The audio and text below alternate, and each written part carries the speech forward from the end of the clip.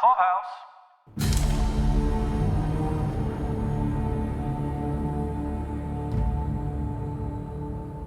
Welcome back to another episode of Escaping Gilead. This is for the 5th episode of the 5th season of Hulu's Handmaid's Tale. This one was called Fairytale. This is Paul. This is Caroline. Paul, do you believe in fairy tales? Oh, I wish I did.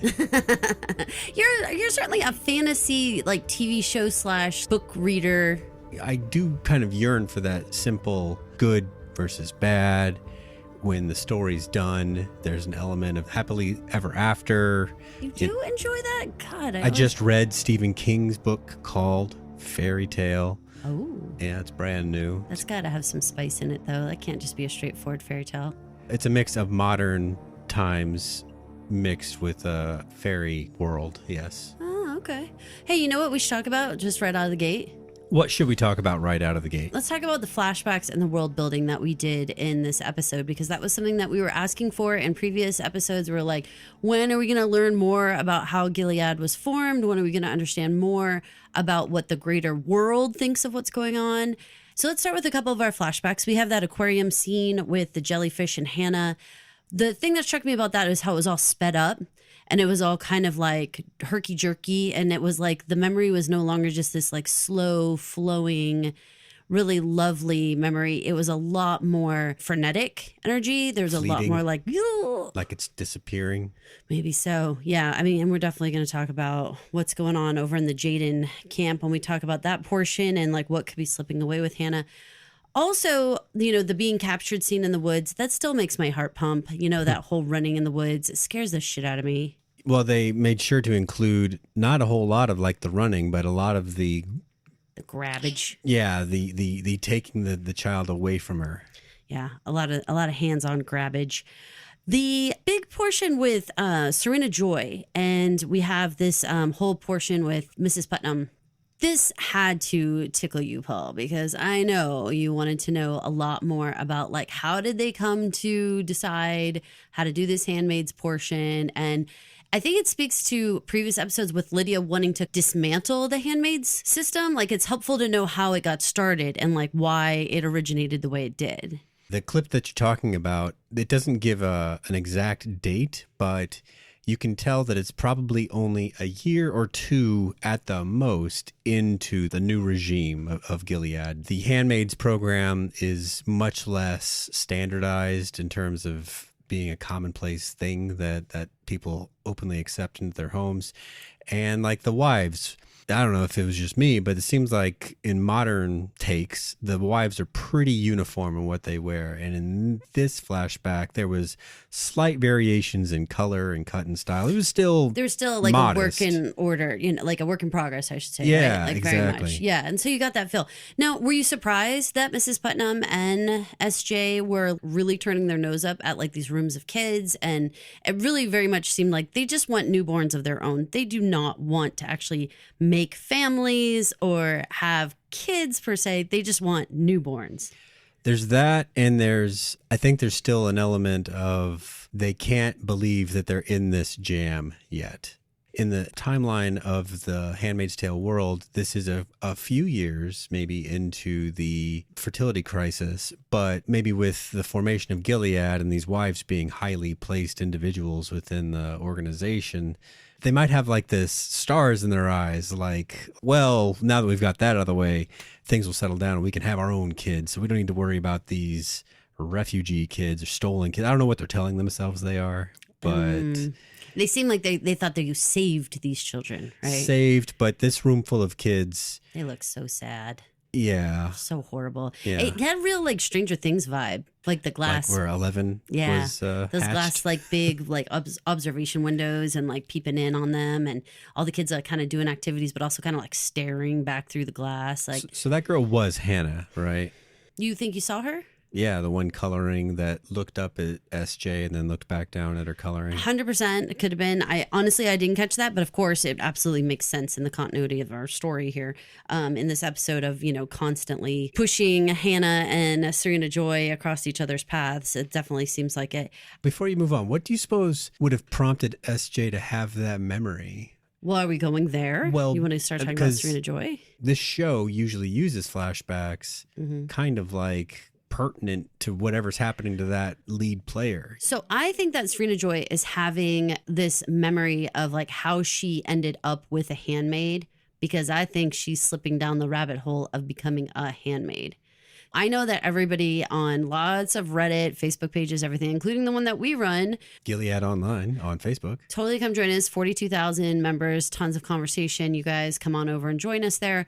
But everyone had in their head like this idea of like, oh, she'll be in this red dress and she'll be like placed with a family. I think she's been placed with a family, Paul. I think she is a handmaid right now. Oh, you think the Wheelers are going to do a little switcheroo? I think they're just going to take the baby and be like, got it, thanks. And whether she is just in their house or whatever. So you want to get into that a little bit? So that's why I think the origination story of like, how did Serena Joy handle getting a handmaid? How she chose a woman, how this all happened. Combine that with that Shaw doesn't seem to answer to her. Oh, no. You know, like when she's like, let me go talk to that woman. He's like, Mr. Wheeler said, keep you back.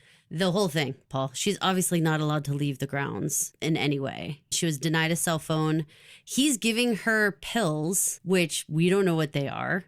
And when he stood there, when someone gives you pills and then stands there and watches you take it, right? Oh, interesting theory. Okay, bad news bears.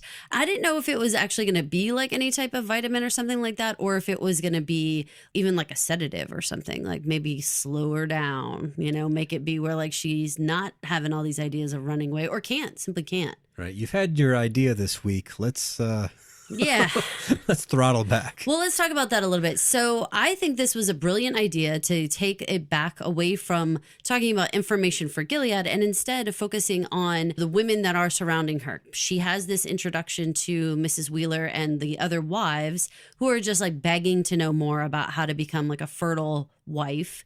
This idea of starting a fertility clinic, any type of fertility information, for one, it wouldn't even really seem risky. We had fertility issues with our twins. It wouldn't seem risky to me to just get information about how they were getting pregnant in Gilead. I wouldn't feel like I was stepping into this other country, like I was going to get snatched up or something. Do you know what I'm saying? Like I could go in there and be like, oh, they're like drinking this green drink, like Serena Joy is drinking at breakfast. If you guys didn't catch that, that was totally the same stuff they were serving up June. Again, if that's not a winky wink about her classification in the household, she certainly isn't sitting at the head of the table and she gets the green drink and she gets the same type of food that June handmaids get. Y'all. I think that for her, bringing up this fertility idea is super smart. Again, like I would step in there because I would think, what's the harm in finding out how they're getting pregnant when we both know that's a slippery slope? You know, you find out how they get pregnant and then you're like, well, turns out you can only get this certain thing over there. They have some certain stuff. And you could easily slip into some sort of bad thinking over there. It works with various, religious organizations of varying levels of reputation. They do the same exact thing. What could it hurt to come in and hear what they have to say? So when you and I were in college, there was a Church of Scientology right there across from the university. They never advertised Scientology. They advertised personality tests and food. I had to go over and do it because it had something to do with one of the classes I was taking. So I actually had to go in there and do it. That's the thing, though. They don't talk about Scientology. They talk about, let's just see what your personality is like. Like, let's see how we can help you be more successful. You'll just learn information about yourself. And who wants that more? What's the harm? Than college students. Well, we're all trying to find ourselves, Paul. Exactly. Right? Exactly. But do you see what I'm getting at? There was also other people standing out there with flyers and stuff for specific churches or for specific groups or whatever. And you know what? We kept our arms tight against us and we didn't take any of their flyers. But when it's like, it's just a personality test with some cookies and juice and stuff, that seems like this is just a fertility clinic where we're just going to let you know what's in our green drink smoothie, recipe. We're just going to let you know some exercises we do and, maybe some good positive thinking chants you can do. Like, they're not going to advertise Gilead, bringing Warren in on the scene. Oh my God. How much did he seem like the Crypt Keeper and like such a freaking menace, dude? He scared the shit out of me. He was not invited, as I Lawrence know. When points Lawrence out. was like, none of us knew he was going to show up. I was like, oh my God. Oh my God. So what up with Warren? He's clearly the villain, right? Because they're taking Serena Joy down. We have got no Fred. We got to have some villains. That's giving him way more credit than I was. Ooh, I think he's scary, Paul. Well, I mean, all that he said he wanted to do was take her down a peg just to take her down a peg. You know, later they would admit that her idea was good. It was just that she couldn't have the satisfaction of knowing it right away. But he also said this entire thing is like a bust with Serena Joy. And so then you know that she's not being looked at as a diplomat. This is an expensive project. And that he feels like she embarrassed him. That the whole, and Gilead in general, but they all take it ego-wise, like it's individually them, that it didn't go well. That it was embarrassing and this protest out front and all this mess and having to run out. Like this was not good PR that she had promised. Like this money was for garbage here, like what they ended up with. I think that puts her on a really shit list. It's a funny position, though. What's he going to do? What is he going to... I think he's going to sign off on letting her be a Wheeler's handmaid. That's what I think he's going to do.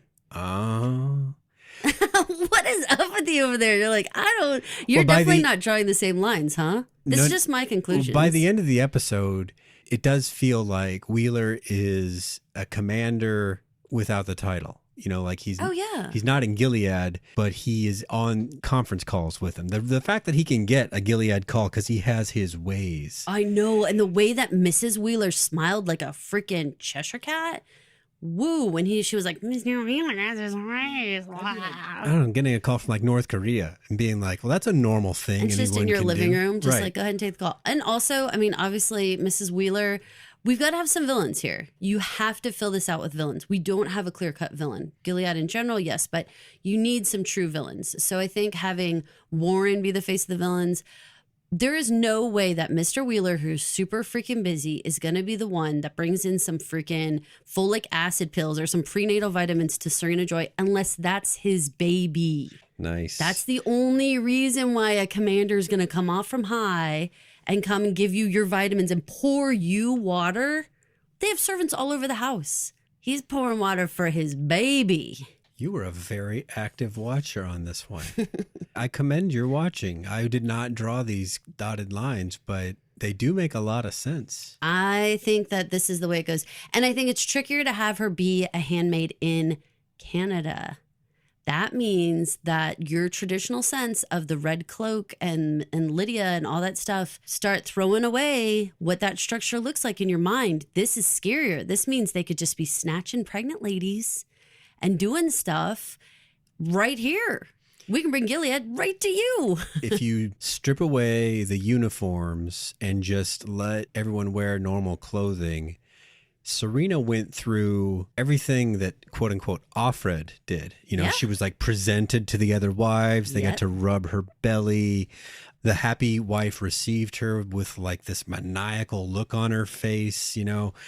I read that originally, obviously, as some kind of zealotry, you know, like I'm so down with Gilead that I just can't even believe you're here. But if you cast a slightly different light on it, that I'm just a couple of weeks away and this is mine, you know, kind of thing. That smile works for that emotion too. Oh, yeah. I mean, that's exactly where I think we're heading. I also have this feel of like, what you said was exactly right. You don't connect the origin story of how Serena Joy becomes a wife and picks a handmaid unless the bookend of it is she's being picked as the handmaid. P.S. I really loved the moment that there's like these several file folders and Aunt Lydia's all like, oh yeah, you know, pick one of these. They're all from good backgrounds, all this stuff. And then Serena picks one up and she's all like, that's the one that caught like Mr. Waterford's eye or command or whatever. And immediately Serena Joy's like, nope. Back in the pile, girly girl. Like, but you could see that jealousy and that everything, I mean, was so well communicated to the audience. This idea of bringing in another woman, even as a part of this ceremony and even all this stuff, was like, it was 100% under her skin from moment one. You know, she was not going to pick the one that she thought Fred would pick. Now, for all of you guys who are like, who is this woman? Whatever. Remember, there was a handmaid before June. Right. And that's the one who killed herself. So she's essentially choosing, we think, the one who killed herself. Yeah, I believe that's right. With your dotted lines, although the audience and eagle-eyed podcasters like yourself may be there, I did not get the sense that Serena was there. I got the sense that she felt like she was being unjustly caged, but I think she's waiting to get back to work, at the church. I think you already answered your own question, though. Why are we getting these subconscious flashbacks? Because some part of her absolutely knows what's going on and recognizes it. Game recognizes game. She is remembering the steps it took to get a handmaid and what happened and how that looked. Why would she be reliving those memories? It's just that look on her face when she was getting her belly rubs by the wives was not... That's too early, though. You got to get to the look at her face when Mr. Wheeler pours her water and the awkwardness of that room and then the denial of the cell phone. You got to get further in the episode. By the end of the episode, she knows what's up. So in a roundabout way, they're turning her into June of Wheeler. That's an interesting way to put that, because are they trying to make her sympathetic to us, even though she's been such a 80-90% of the time she's been monsterific for us? This is real time Paul's brain working this out. I hope you can hear the cogs clicking over. So ask your question again. The narrative goal here, why would they want to put her through the same thing as June? We only have one more season, and I think this story is ultimately about some sweet, sweet revenge. And also, be careful what you do. Karma. Look at what she did to all these other people. And then now for it to happen to her, there's absolutely no one in this entire 5 seasons who hasn't said what a comeuppance it would be to have Serena Joy have to become a handmaid after all the things she did to June, most especially, but to all of them. For even creating this whole world, that this would be the thing. And this is such a sneaky way for people like you who did not catch on. This is you're like, what are you talking about? She just went in to that big box that had a brownie in the back of the box. What do you mean? I just saw an episode where she walked in. But I'm saying I heard that clanking door slam behind her. She's in a cage now. But with 15 or so episodes to go for the whole thing, this seems too early to call it in terms of, she's getting her just desserts. You have to get some other people here. So you have to think, first of all, she's going to give birth. The end of the season's got to be the Wheelers taking the baby. I'm putting my little money on it because that aligns her with June. That aligns her with the people who need to get their kids back. Not only that, but you're starting to align her much better with Lawrence, who's watching his power slip away. Warren was good luck trying to have any conversation with the commanders. Nobody's going to listen to you. So now you're putting Serena Joy and Lawrence. They're even more aligned, in terms of what's going to happen next. You have to have true villains. We brought back in Mrs. Putnam. We reminded everyone about Mrs. Putnam. You brought back in Warren Putnam. So there's some villains for you, which we know very well that Mrs. Putnam wants a baby. Remember in the previous episode, they were going to send Esther to go be the handmaid. Yeah. So who else badly wants a baby? Plus, if you remember, Mrs. Putnam had offered up to take that baby boy. Remember when she came and visited with presents and whatnot? And she was like, oh, right. What? Yeah, she did kind of call dibs. Mm-hmm. And they've set her up for I have this bassinet here. It's empty. I'm looking for a new handmaid. And you know me. So we could work this out. You got a lot going on. And I think you have to have new villains.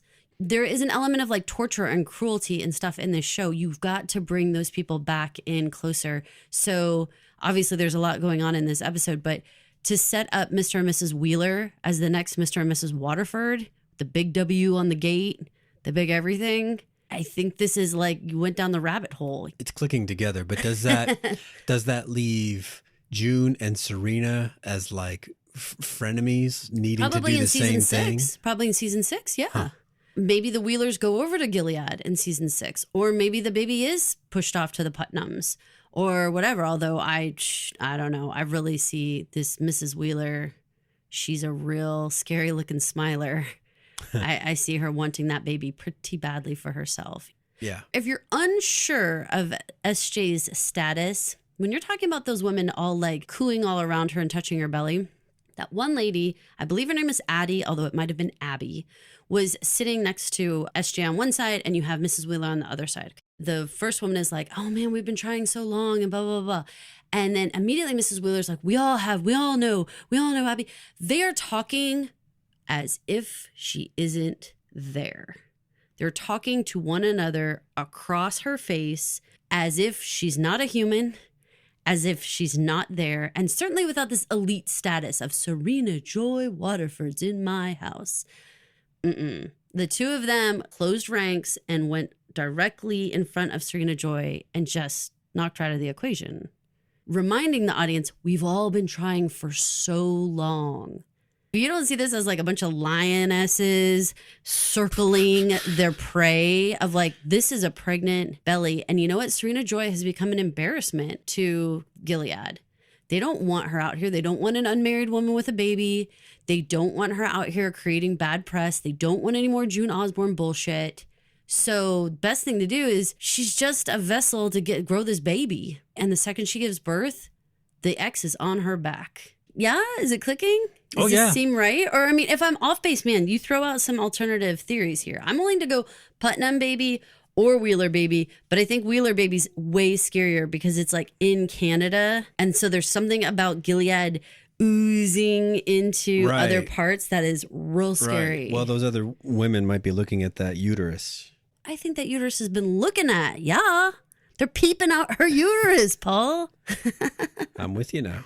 Oh my gosh. Okay, so are we ready to head over to June and Luke?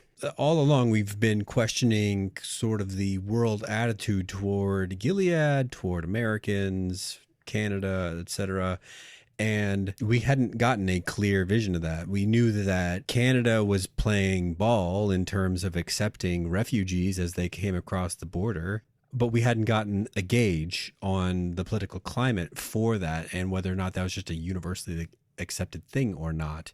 And in this episode, we got confirmation that it is not a universally accepted thing. There were picketers, there were go back to your country signs from people that are supposed to be our friendly neighbors to the north. This is difficult. And we had the one kind of throwaway line, it seemed like, from Moira in the previous episode where she was kind of scolding June to not go out to the protest, not go be like picking any kind of problems out there because they needed to like stay in line. That was like kind of the wording that she used. And it was this idea of needing to make sure that they don't bring any heat, basically. They don't want any spotlight on the fact that they're refugees. They don't want to look like they're kind of causing problems.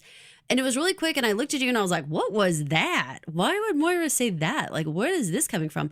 The much larger protest with the posters and the go back. I mean, that made it very clear to me, like, oh, there's like actively people who are putting pressure to not allow people from Gilead to be hiding here and or coming here in any way, in any kind of safe way. And additionally, I think that really matters because talk about these people who, I know we have this no man's land, right? But talk about it more metaphorically. Like, so where are people like June and Luke and Moira and really even Serena Joy and other people, like where are they supposed to go? You know, they don't want to be in Gilead. They don't have any place to be. They have no home.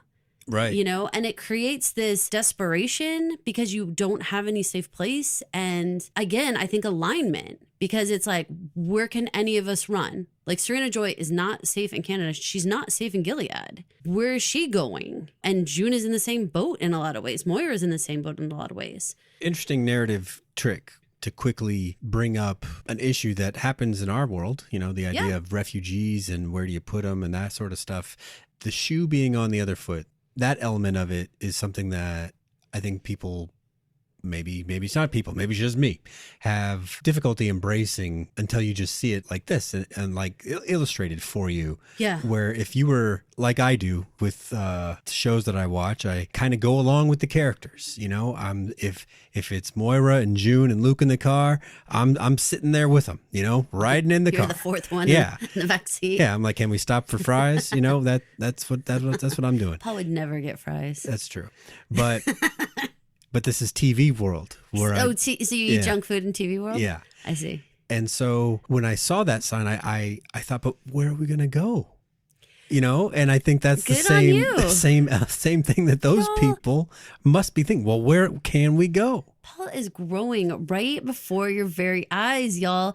And you know what's so incredible about the writing and the way that they put this together was that you didn't see that coming. Like I said, last week when Moira made that comment, I was like, what's that about? Since when are we not safe in Canada? Because I'm also in the car. I'm like the third one in the back seat.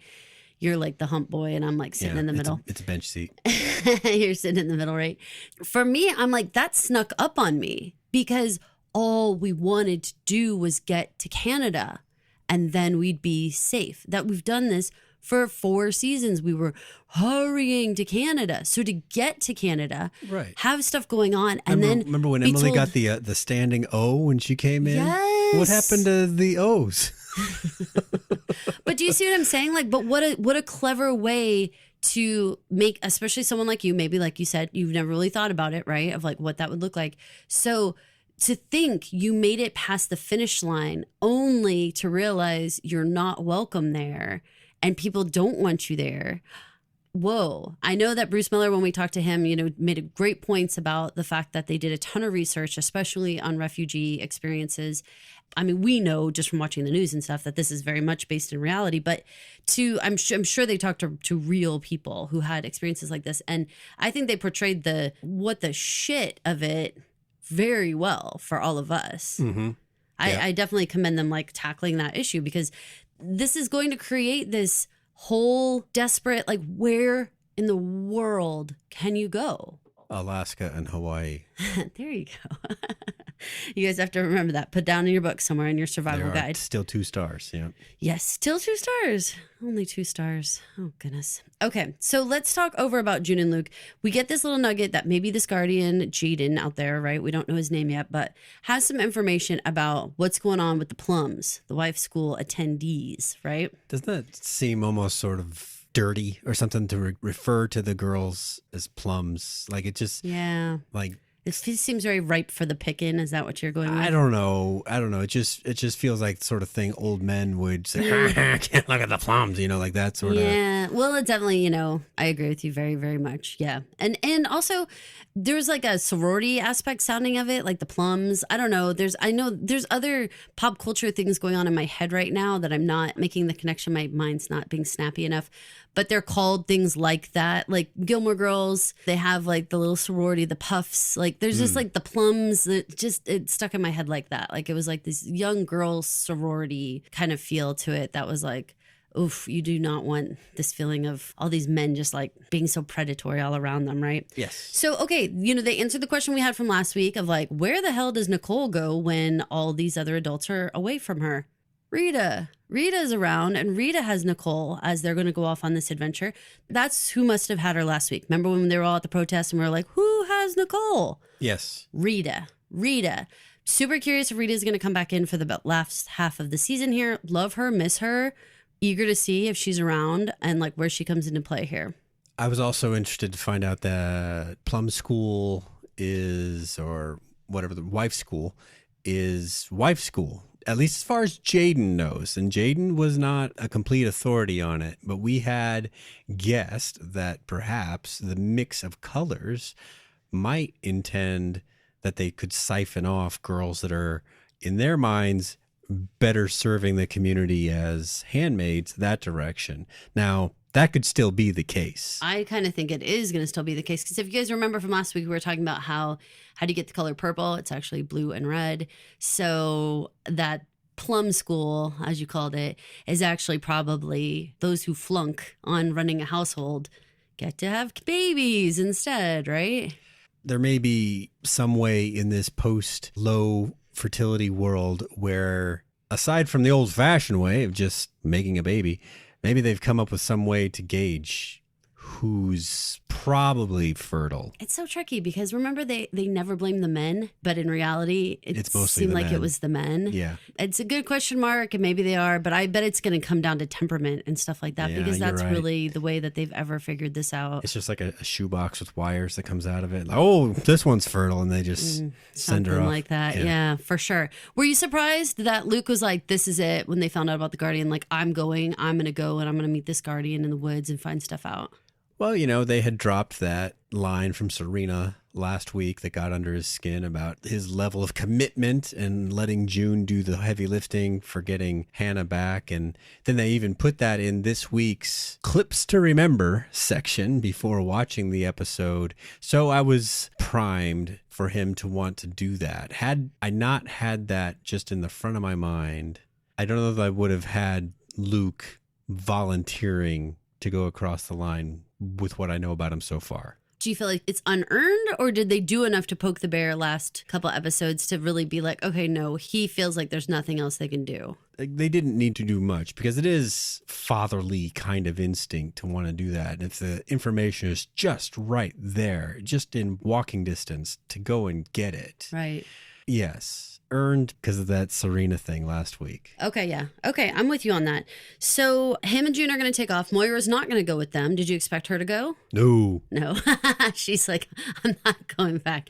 She did, however, have some time with Lily. Do you think we're sparking some sort of love interest between the two of them, or just a friendship, or I don't want to be something? lame and say, well, she likes girls and this is a girl. But the way Lily kind of cocked her head and was very interested to find out more about her, and they got inebriated together and they were having such a good time talking. I don't know. Moira can be happy. She deserves some happiness. It would make me really happy to let her have, again, you guys, we have to remember, we only have the back half of this and one more season. We got to start creating some closure. So you've got to have like, okay, so what happens with Moira? Oh, what if she does find someone like a Lily and end up being together and they have their family together in their own way, whatever. So I like the idea that they're starting to set up some things that can play out a little bit here long term, where we have to see some amount of closure for some of the other characters. Well, her last girlfriend didn't quite get her level of commitment to what she did and why she did it. And Lily sure would. Lily is on board, yeah. Yeah. So, okay. So we have Luke and June heading out in the woods. Of course, the flashbacks, the grabbing, the everything. Horrible, horrible. What did you think about Jaeden and this idea that there are these guardians out there who are right on the fringe, right on the edge, that have these little areas like the bowling alley that Jaeden suggests that all of them have some sort of place they hang out in the day and sort of basically try to blow off steam or keep their sanity, or at least keep warm or something. It's more world building for sure. Well, and it fits with what I look at the image in my head of the Guardians in terms of the guys that are going along to get along. They'd rather be on what they think of as the winning side for now. But that doesn't mean that they're totally down for the cause. They're just making a living, and this is how they do it. The best part of his character, though, was the fact that he couldn't remember with any clear definition what he called like before. Mm-hmm. And he's older than their daughter. So that's way scarier. He had much more time to form solid memories. And he had some sense of dad, but he actually didn't seem sad about dad, right? Like dad was so vague, and the concept of dad was so vague that he thinks they went bowling, but he's not even really sure. And he certainly isn't like upset, like, oh, I don't talk about my family or anything. Like he was just like, it's like a dreamy, weird place. And things like the Al Green song that Luke plays on the keyboard and is singing, and he thinks that Luke wrote it. He isn't remembering anything about the world around him, not just his parents or whatever, but that types of songs was played at the grocery store and stuff like that. Like he would have heard it probably. All of us have heard it, and I didn't seek out Al Green in my life. So we've all heard it before. So you would thought that little guy probably heard it at some point, and yet he has no idea. No idea. No idea. Very innocent. And it was fascinating to me how June, she really had her head on a swivel during the whole bowling alley scene in a way that I really give her a lot more credit for. It's small moments, but like when he was like, I'm going to go get beer. And she's like, where would he get beer? And Luke's like, who cares? Whatever, you know? And there was like 2 or 3 other things where she was like, what?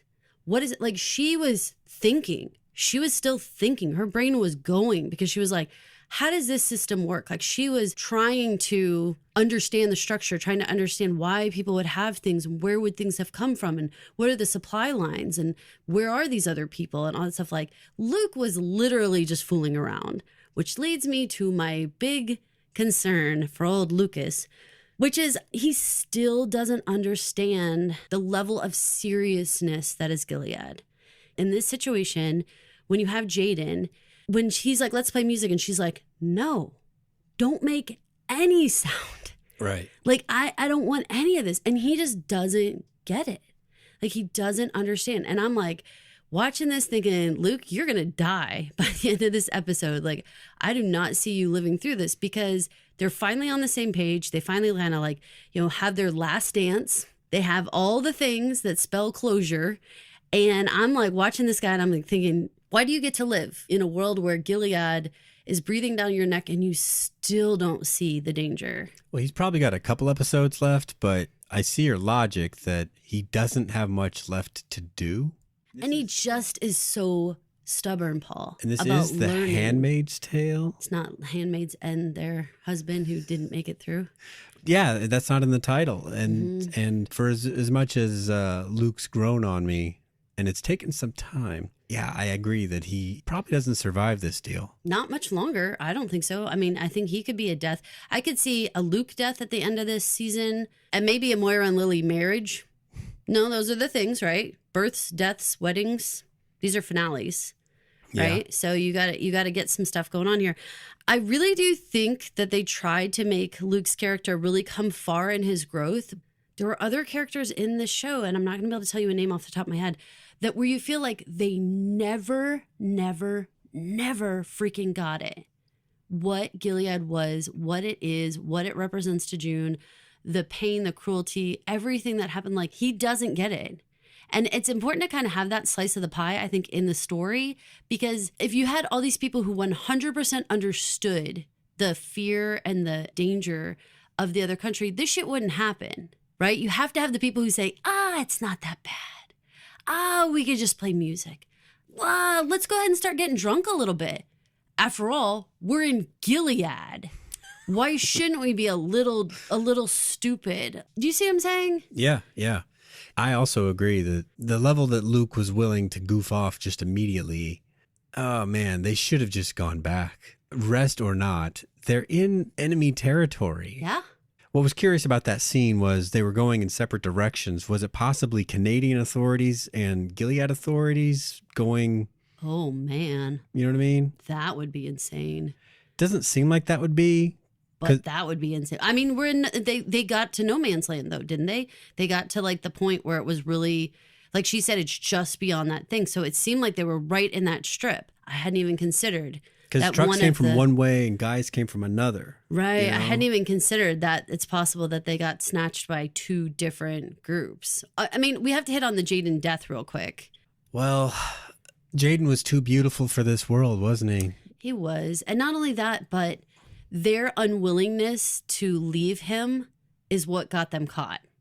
And I think if that's not the biggest metaphor for Hannah in the world, I don't know what is. You know, they were trying to tie off a tourniquet. They were trying to like help him in that last second, even though he was obviously a goner. Mm-hmm. And that's what got them caught. And you still have that footage of Hannah being taken from them to kind of mix with that same thing. We're almost in that same spot in the forest where she's thinking of it over again. And they have the same kind of thing happen here. They have approaching bad guys. They have someone they care for that they can't just leave. Also, let me remind you back to, remember way back at the beginning when June realizes that stuff is happening in the world before the banks are shut down, before she's 100%, she wasn't fired, I think, at this point quite yet. But do you remember that she's constantly telling Luke, like, this is more serious than you think it is? How many times in the apartment he was like, this is not that big of a deal. And so he made them stay longer than was safe. And it was like the same thing happened. She's like, I don't want to be playing music in the bowling alley. I don't want to be. And yes, did she have moments when, yes, they slow danced? Yes, she enjoyed herself for small moments. I'm not saying she didn't. But the most part, she wanted to get going because she recognized the danger of what was happening. And he never did. And this same thing was happening, whether it was the bowling alley, whether it was Jaeden at the end, like there was all this, like June realizes it, you know, but he just didn't. And so when you say Jaeden was too beautiful for this world, yeah. And I think Luke is too, he's the building inspector approach. He just doesn't get it that like, this is war, Peacock, you know, like you can't just stick around here, you know? Right. This is chess, not checkers. Exactly. And he's always playing freaking tic-tac-toe in the corner. He's never paying attention. So, I mean, I think they've stayed extremely consistent with that character. And I think that if you guys look back, if you started the series over and you just watched Luke and you watched the amount of times that Moira or June, or there was just moments when he just didn't take it as seriously as need be, you know, or even Serena saying like, you didn't fight as hard as everybody else did. To get to this last minute and have him just be farting around in a bowling alley, I'm like, this is how Luke deserves to go out, right? Running down and getting the pins and setting them back up because he just doesn't get that this isn't a game, Luke. You like that? That's like my Liam Neeson. He gets on the phone and he says, I have no set of particular skills. Exactly. Okay, so you brought up an excellent prediction that I totally am here for. Some idea of were there some Canadian forces? Were there some Gilead forces? Because I think the assumption is all Gilead. So I think super cool if it's not. So then who goes where? Do you think Luke got snatched by the Canadians and June got snatched by the Gilead? Kind of do. But it would be an interesting twist to go the other way, because why would Luke stay alive much longer? And then there'd be nothing, absolutely nothing. No one to help him, no one to go intervene. It would just happen. That's not satisfying at all. They can't just kill him. No, they can't. No. Aiding and abetting a known criminal. Nah, that's not the way Gilead works. How many times would June have actually been dead if they just freaking pulled the trigger every time he on doesn't our main have a characters? uterus? But they do need to neutralize June Osborne. So there's too much gameplay that can happen here. But some of these guys only play checkers. You have to be more of a torturer. You have to understand the art of war here. You can't just immediately kill off an asset like that. No way. He's staying until the end of this season, I predict at this point. If he didn't die in this episode, which he could have been the one to step on the landmine, and that would have been amazing, honestly, because it would have been like, of course this happens to you because you don't pay attention, you know? But what other predictions do you have as we're finishing up this episode? Well, we need to weave back in to Janine's story, get a lowdown of what it looks like when she helps Aunt Lydia, how she helps Aunt Lydia, if she helps Aunt Lydia, what that looks like. Okay. We have to weave back in a little Nick. Like, is he... What if they take the baby for Nick and his wife? I doubt it. All right, so Nick is definitely on the table. We still have him. I think the Putnams are going to be... I don't think you can ever reach the level of Waterfords for this story again. So I think you have to have like medium level villains. So you have like the Wheelers and the Putnams. Oh, I think Wheeler is going to be more on like your nemesis level, whereas the Putnams are just kind of henchmen, just kind of obstacles. You're such a Luke. You do not see the danger here, Paul. I see danger. Mr. Wheeler, he was a Weasley, meek-looking man. But then his face like turned. He went like into this nasty looking demon looking thing. Nah, he's bad news, Paul. I said nemesis. Yeah, well, that's not. Come on. School children have nemesis. School children. I mean, this is going to be bad news. And you know what? What a wild story that I have any freaking sympathy for Serena. That she's being snatched and being taken like prisoner, and that I'm thinking that the Wheelers are villains. Why should I think they're villains? No, I could just be sitting here thinking like, well, no, they're just like normal people who are just doing to Serena what got done to other people. Part of what makes TV good TV, classic TV, especially in these high drama situations, is where you can take a character and redeem them in a way that audiences can get behind. And by the end of it, they feel like they've gone on a really big fat journey with this character. June doesn't need that so much. She's got this other mission. She's got to get her kids back. She's trying to build her family, everybody be safe. But having a villain go through some believable redemption arc, people watch TV for that. That's what they want to see. And she's done so much. Out of the 6 seasons, she'll have spent 4.5 of them as I think 5.5. As definitely the mustache twirling villain here. And I think I can see some amazing Sophie's Choice kind of moments where like you have June have to make a choice between maybe Hannah, maybe Serena Joy's little boy, maybe Nicole and what happens with Nicole. Like there's this whole. Better look out, Fred Jr.